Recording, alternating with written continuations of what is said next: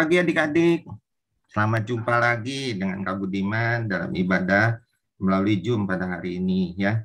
Semua kita boleh bertemu kembali hari ini karena kebaikan dan kasih Tuhan kepada kita. Kemurahan Tuhan memberikan kehidupan yang baru di hari yang baru dan tetap dalam kondisi sehat. Itu semuanya karena Tuhan ya. Mari kita awali ibadah kita hari ini dengan membaca dari Roma 12 ayat 2. Janganlah kamu menjadi serupa dengan dunia ini, tetapi berubahlah oleh pembaruan budimu, sehingga kamu dapat membedakan manakah kehendak Allah, apa yang baik, yang berkenan kepada Allah, dan yang sempurna. Ya, mari kita sambut bacaan tadi dengan menyanyikan Aku milikmu, Yesus Tuhanku.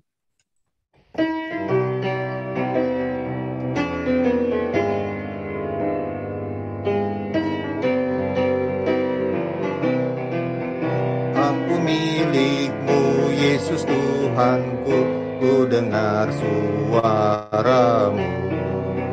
Ku merindukan datang mendekat dan diraih olehmu. Raih daku dan dekatkanlah pada kaki salibmu. Raih daku, raih dan dekatkanlah ke sisimu Tuhanku. Sungguh indahnya walau sejenak besertamu Allahku. Dalam doaku sungguh akrabnya bersekutu denganmu. Raih daku dan dekatkanlah pada kaki salibmu. Raih daku, raih dan dekatkanlah ke sisimu Tuhanku. Adik-adik, kita bersyukur ya, kita jadi milik Tuhan ya, di mana Tuhan senantiasa bersama dengan kita.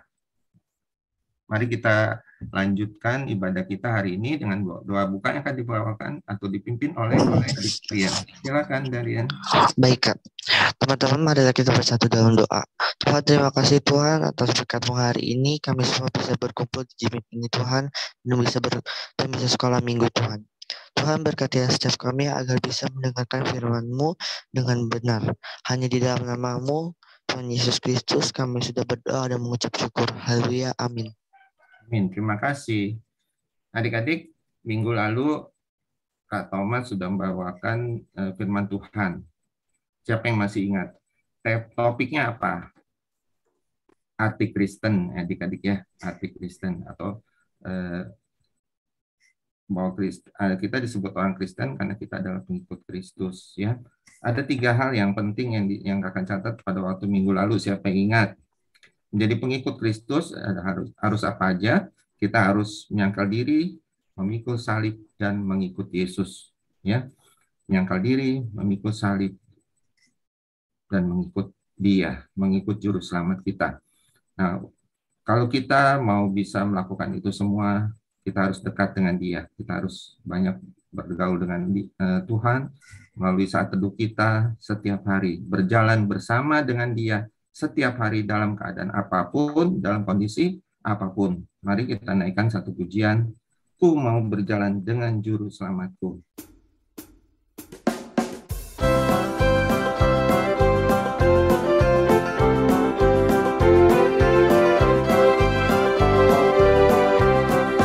Ku mau berjalan dengan juru selamatku di lembah berbunga dan berair sejuk.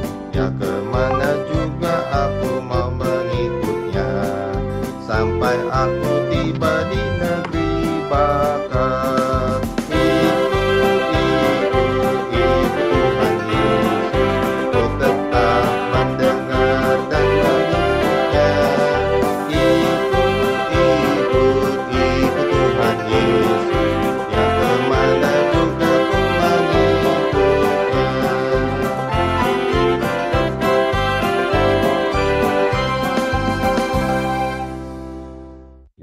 Nah, adik-adik, dalam saat di mana kita bersama dengan Tuhan Yesus yang akan mendampingi kita, akan menemani kita, akan menolong kita pada saat yang tepat, pada waktu yang Tuhan izinkan, dan waktu Tuhan adalah waktu yang terbaik. Nah, tapi dalam perjalanan kita, perjalanan iman kita bersama dengan Tuhan Yesus, kita juga tetap menghadapi tantangan. Hari ini kita mau belajar tentang satu tema, yaitu tantangan hidup Kristen dan cara mengatasi atau cara menghadapinya, yang akan dibawakan oleh Kak Andrew. Ya. Nah, sebelumnya, mari kita naikkan satu pujian, Lawanlah Godaan.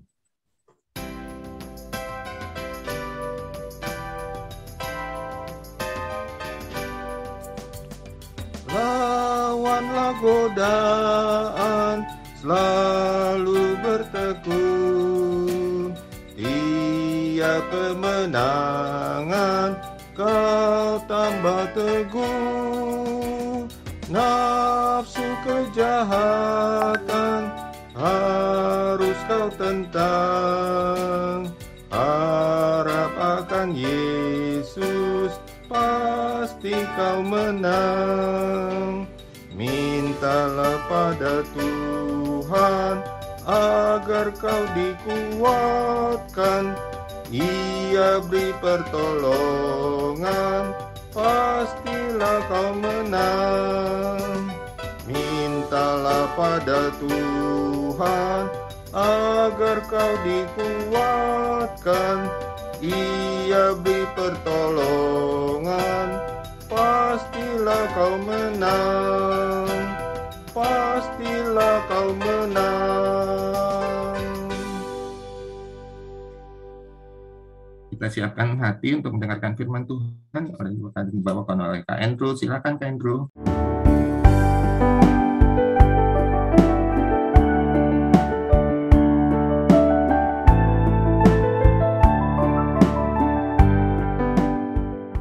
Selamat pagi adik-adik.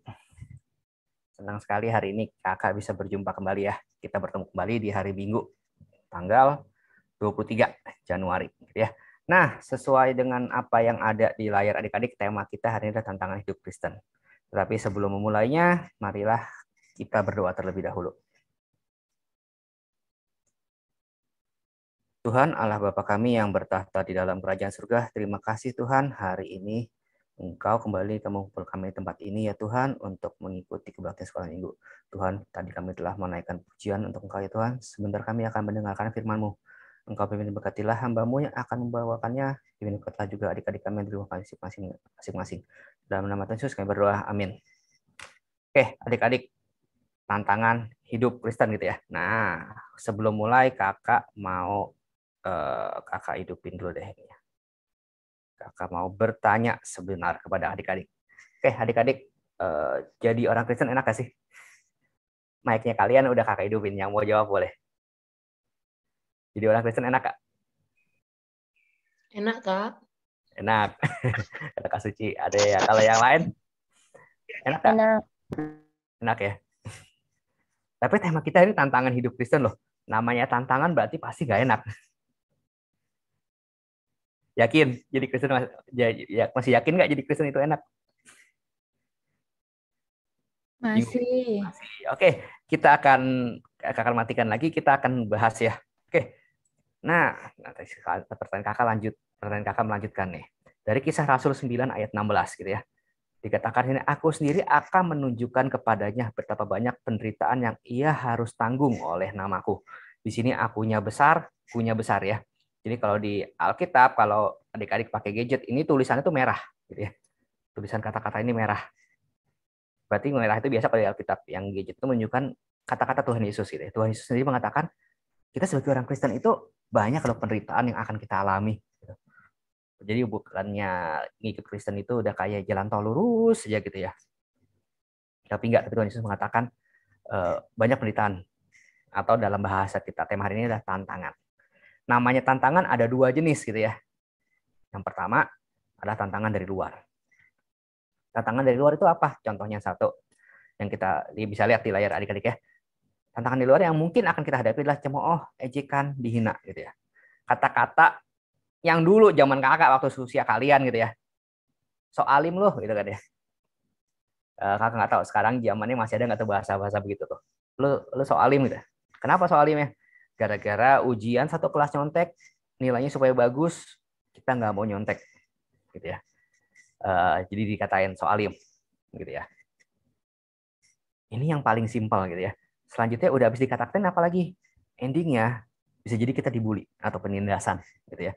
Udah dikatain so alim, endingnya bisa jadi kita nggak diajak teman lagi, kita nggak mau, kita nggak jadi temenan lagi sama teman-teman kita dijauhin oleh teman-teman kita ya. Padahal seusia kita, seusia adik-adik sangat membutuhkan yang namanya teman geng gitu ya, teman bermain. Tapi gara-gara kita memegang teguh prinsip kita dijauhin. Salah satu contoh penindasannya. Nah, ini yang cukup ekstrim gitu ya, pembunuhan gitu ya. Contoh-contohnya mungkin banyak gitu. Kakak beberapa bulan yang lalu pernah sharing juga pengalaman teman kakak ketika pasangan hidupnya dia gitu ya, menatakan imannya Kristen dan akhirnya harus mengorbankan nyawanya gitu. Nah, yang keempat, penguasa di udara. Penguasa di udara ini apa sih gitu ya? Contohnya gitu ya. Contoh yang paling gampang, ajakan teman-teman kalian. Contoh simpel ya, ajakan teman-teman kalian, misalnya, ayo ngerokok, gitu ya. Ayo nonton film porno, gitu kalau yang cowok. Gak ada yang tahu ini, gitu kan ya. Atau, ayo kita bolos sekolah yuk, gitu ya. Kalau masih zaman onsite gitu ya. Zaman kakak tuh, ada tuh gitu, kita bisa bolos rame-rame, gitu kan ya. Pernah ada satu kejadian, ya endingnya bolos rame-rame dan di kelas itu tinggal 3 orang. Gitu ya. Tuh, itu contoh bisikan-bisikan gitu. Atau contoh yang agak ekstrim adalah okultisme. Okultisme gitu ya. Okultisme kita percaya dengan hal-hal, percaya kita memuja setan, kita memuja kayak hal-hal lain yang di luar dari Tuhan gitu ya. Itu contoh yang mungkin sering kita alami sebagai tantangan hidup Kristen yang kita alami dari luar. Bagaimana yang dari dalam? Dari dalam diri sendiri. Yang pertama itu adalah munafik. Munafiknya kayak apa? Ya. Tadi sebelumnya tantangan dari luar ada dicemooh, gitu. Supaya kita nggak dicemooh, supaya kita nggak dibully sama teman-teman kita. Jadi kalau bahasa kakak itu yang pertama, Senin sampai Sabtu kita jadi anak hantu, gitu ya. Senin sampai Sabtu kita jadi anak hantu. Baru Minggu jadi anak Tuhan. Kenapa kita jadi anak hantu? Supaya kita sama kayak dunia. Temen nyontek rame-rame, saya ikut. Temen bolos sekolah rame-rame, saya ikut. Temen ngerokok rame-rame, saya ikut. Temen nonton film porno rame-rame, saya ikut. Gitu ya. Toh nanti Minggu, ketika saya sekolah Minggu, saya beribadah, saya bisa minta ampun sama Tuhan. Saya bisa berdoa sama Tuhan, mohon maaf. Gitu ya. Jadi kita nggak mau menerapkan kehidupan kita, tapi kita ya udah, pokoknya Senin sampai Jumat supaya saya aman, ya udah saya melakukan apapun yang orang lain lakukan. Hari Minggu nanti baru saya minta ampun. Ya, itu contohnya munafik di dalam diri sendiri. Yang kedua, nah ini menjadi sama dengan dunia. Kita mirip-mirip ya, munafik dengan jadi sama dengan dunia. Jadi kayak tadi contohnya kakak udah sebutkan, mereka kita nggak mau tuh memegang teguh prinsip kita ketika kita diajak untuk bolos, kita tetap mau lakukan. Kita nggak berani mengatakan tidak, gitu ya. Yang ketiga, ketamakan. Ketamakannya modelnya seperti apa? Gitu. Kita udah belajar adik-adik ya. Kita setiap manusia diberikan karunia oleh Tuhan. Nah, tantangannya adalah ketika kita menggunakan karunia itu untuk keuntungan kita sendiri, untuk contohnya, ada teman yang nggak bisa pelajaran, contohnya paling gampang matematika lah, gitu ya. Ada teman nggak bisa, terus dia minta tolong kita untuk ngajarin. Terus kita bilang, lu berani bayar gue berapa? Baru gue ajarin, gitu ya. Nah itu ketamakan, kita memanfaatkan karunia yang Tuhan berikan, gitu ya. Sebagai orang Kristen kita gunakan untuk kepentingan pribadi kita, dan itu tidak boleh. Namanya tantangan, pasti ada cara untuk menghadapinya. Caranya seperti apa? Caranya itu ada di Efesus 6 ayat 14 sampai 18. Nanti adik-adik bisa baca ya. Efesus 6 ayat 14 sampai 18. Di sini berisi tentang perlengkapan senjata Allah, gitu ya. Kalau adik-adik yang suka bermain game, gitu ya, FPS first person shooting, gitu ya, tembak-tembakan pasti ada milih senjata, milih baju rompinya, gitu ya. Nah, itu perlengkapan senjata yang kita gunakan untuk berperang.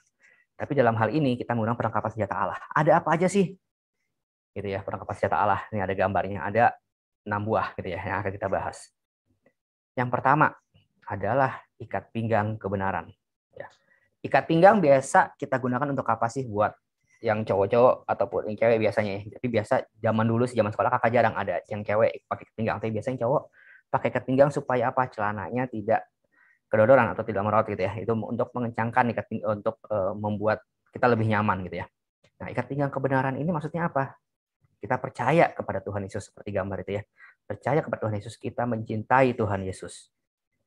Ya, dengan kita menggunakan ikat pinggang kebenaran, kita otomatis bisa kita dihadapkan percaya kepada Tuhan Yesus dan kita mencintai Tuhan Yesus. Perlengkapan yang kedua adalah baju sirah. Baju sirah apa? Baju sirah keadilan. Ya, seperti tadi contohnya apa? Ketika ada teman kita, bahkan itu mungkin teman dekat kita, sekalipun dia berbuat salah, kita harus berani menegur teman kita itu. Ya, walaupun mungkin tadi seperti tadi tantangannya, efeknya kita bisa dijauhin, kita bisa dimusuhin gitu ya. Tapi karena kita akan kita sebagai murid Tuhan Yesus, kita mengenakan baju sirah keadilan, kita harus tetap menegur orang yang salah, yang tidak sesuai dengan firman Tuhan gitu ya. Yang ketiga, kasut gitu ya. Kasutnya namanya kasut damai sejahtera. Apa yang kita lakukan dengan kasut ini? Kita memberitakan firman Tuhan. Kita memberitakan firman Tuhan kepada teman-teman kita. Ya, biasa kita mau pergi, kita pasti pakai sepatu. Ya. Nah, kita berjalan, kita memberitakan firman Tuhan kepada teman-teman kita. Jadi tadi contohnya berhubungan dengan yang baju sirah. Ada teman yang salah, kita tegur. Gitu ya. Kasut damai sejahtera. Gitu ya. Yang berikutnya ada perisai. Perisai itu biasa kita gunakan untuk apa sih? Perisai itu biasa kita gunakan untuk menahan, gitu ya. Itu ada gambarnya, ada api, ada serangan api, gitu ya. Kita menahan serangan-serangan dari iblis. Jadi, kita menahan serangan-serangan dari lingkungan sekitar kita yang mungkin bisa membuat kita jadi jauh dari Tuhan, gitu ya. Nah, untuk melawannya ada juga namanya ketopong keselamatan, helm, gitu ya. Kalau kalian suka nonton film perang gitu ya, pasti kalian suka lihat tentara-tentara itu pasti pakai helm. Tujuannya apa? Ya, kayak tadi pakai baju sirah gitu ya, supaya ketika diserang bagian-bagian utama dari tubuh kita tidak terluka parah. Demikian juga helm, ketopong keselamatan gitu ya. Helm digunakan untuk menahan serangan dari musuh supaya ketika menyerang ke kepala gitu, peluru menyerang ke kepala itu nggak parah efeknya. Nah, di sini ada ketopong keselamatan. Maksudnya apa gitu ya? Kita sebagai orang Kristen sudah mendapat jaminan keselamatan. Kita sudah mendapat jaminan keselamatan dari Tuhan gitu ya. Kenakanlah itu ketopong itu, terimalah jaminan keselamatan itu sebagai salah satu senjata kita untuk memperlengkapi kita gitu ya. Ada pedang firman Allah atau pedang roh di Alkitab. Dengan memakai pedang ini, kita diharapkan kita taat kepada Alkitab, kita taat akan firman Tuhan yang kita baca, kita renungkan setiap hari. Ketika kita pakai semuanya itu, gitu ya, kita sudah siap menghadapi tantangan-tantangan yang mungkin kita hadapi dalam kehidupan sehari-hari. Dan kita siap berperang. Berperangnya dalam hal apa sih gitu ya? Nggak mungkin ketika contohnya, kata Kak Andrew kita harus pakai baju sirah. Jadi kalian nyari gitu ya, kalian beli online, kalian pakai ini, terus kalian jalan ke sekolah pakai baju seperti ini. Yang ada kalian akan diketawain gitu ya. Tapi cara berperang kita adalah dengan doa. Kita berdoa dalam hal apa? Setelah kita pakai semua perlengkapan tadi, kita berdoa. Ketika kita menghadapi sesuatu, kita bisa melawannya dengan doa. Berdoa kepada Tuhan, meminta bantuan Tuhan supaya kita bisa kuat menghadapi. Kita bisa melawan segala tantangan-tantangan yang kita akan hadapi, baik tantangan itu dari luar maupun tantangan dari dalam. Tujuannya supaya apa? Hasilnya supaya apa? Hasilnya supaya satu, nama Kristus dimuliakan. Nama Kristus dimuliakan, semakin banyak orang yang akan mengenal Tuhan.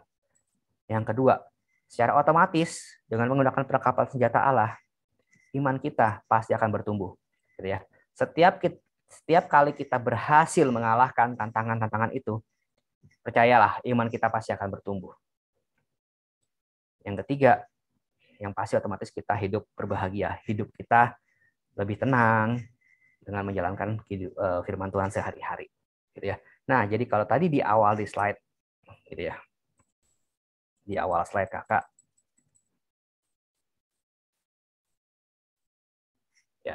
Tuhan mengatakan, aku sendiri akan menunjukkan kepada dia berapa banyak penderitaan yang harus ia tanggung karena namaku. Tapi jangan lupa, Tuhan juga sudah memberikan perlengkapan senjata untuk melawannya. Gitu ya. Jadi kalau ada kata-kata lagu, Tuhan tak pernah janji, gitu ya, jalan selalu rata. Gitu ya. Tapi ada kata-katanya, tetapi dia berjanji akan memberikan kita kekuatan. Kekuatannya apa? Yaitu perlengkapan senjata Allah. Oke, adik-adik, mari kita berdoa.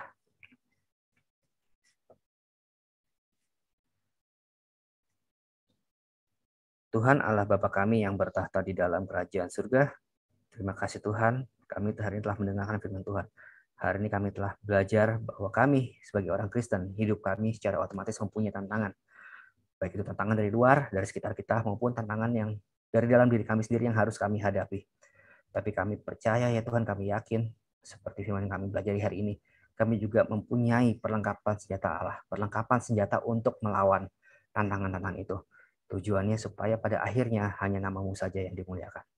Tuhan, biarlah melalui firman hari ini, kami bisa pegang teguh firman ini dalam menjalankan kehidupan kami sehari-hari di sekolah khususnya Tuhan. Dalam nama Tuhan Yesus kami berdoa. Amin. Nah, adik-adik, sekarang kita tiba pada saat kita akan memberikan persembahan kita. Ya. Seperti biasa, persembahan yang sudah masukkan ke dalam amplop, bisa nanti kalian masukkan ke dalam kotak yang sudah buat sendiri atau sediakan di rumah, dan nanti setelah kita dimungkinkan untuk bisa hadir kembali ke gereja, kalian bisa bawa persembahan ini, menyerahkannya ke gereja, atau kalian bisa minta tolong kepada papa mama untuk mentransfernya ke nomor rekening seperti yang tertera di layar monitor adik-adik sekalian. Mari kita memberikan persembahan sebagai ungkapan syukur kita kepada Tuhan, karena Tuhan baik kepada kita. Mari kita nyanyikan, beri syukur, berilah syukur.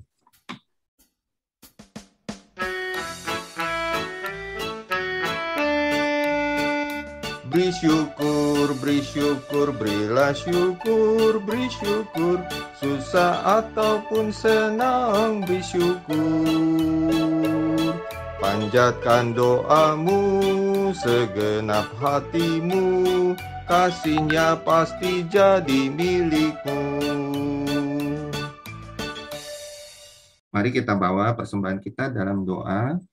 Nanti setelah doa persembahan akan dilanjutkan dengan doa tutup dan salam berkat oleh Kak Andrew. Nanti setelah itu kita nyanyikan Bapa terima kasih. Mari kita masuk dalam doa. Bapa di dalam surga, segala pujian syukur kami naikkan kepada Tuhan karena kasih Tuhan yang begitu besar pada kami. Terima kasih Tuhan untuk firman Tuhan yang kami boleh terima hari ini. Biar kiranya firman itu boleh juga menjadi bekal dalam kehidupan kami. Kami mau berdoa Tuhan juga untuk persembahan kami. Terimalah persembahan kami ini Tuhan, kuduskan sehingga semuanya menjadi alat yang berkenan untuk pelebaran kerajaan Tuhan. Terima kasih Bapa, kami menyerahkan persembahan kami ke dalam tangan Tuhan. Dalam satu nama Tuhan kami, Yesus Kristus, kami mohonkan semuanya ini. Tuhan Allah Bapa kami yang bertahta di dalam kerajaan surga, terima kasih Tuhan, hari ini kami telah menaikkan puji-pujian, kami juga telah mendengarkan firman-Mu ya Tuhan. Kami juga telah memberikan persembahan sebagian berkat yang Engkau berikan kepada kami melalui orang tua kami. Tuhan, jika sebentar kami akan berpisah satu dengan yang lain untuk menjalani kehidupan kami sehari-hari, Engkau berkatilah kami, supaya kami bisa berpegang teguh seperti apa yang kami pelajari pada hari ini. Pada akhirnya kami bisa menang menghadapi tantangan-tantangan yang ada di sekitar kami. Dan saat ini marilah kita terima berkat Tuhan. Tuhan memberkati kita dan melindungi kita. Tuhan menyinari kita dengan wajah-Nya dan memberi kita kasih karunia. Tuhan menghadapkan wajah-Nya kepada kita dan memberi kita damai sejahtera. Amin.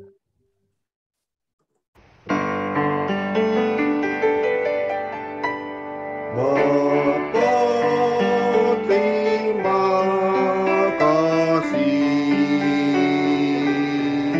Bapa terima kasih, Bapa di dalam surga, ku berterima kasih.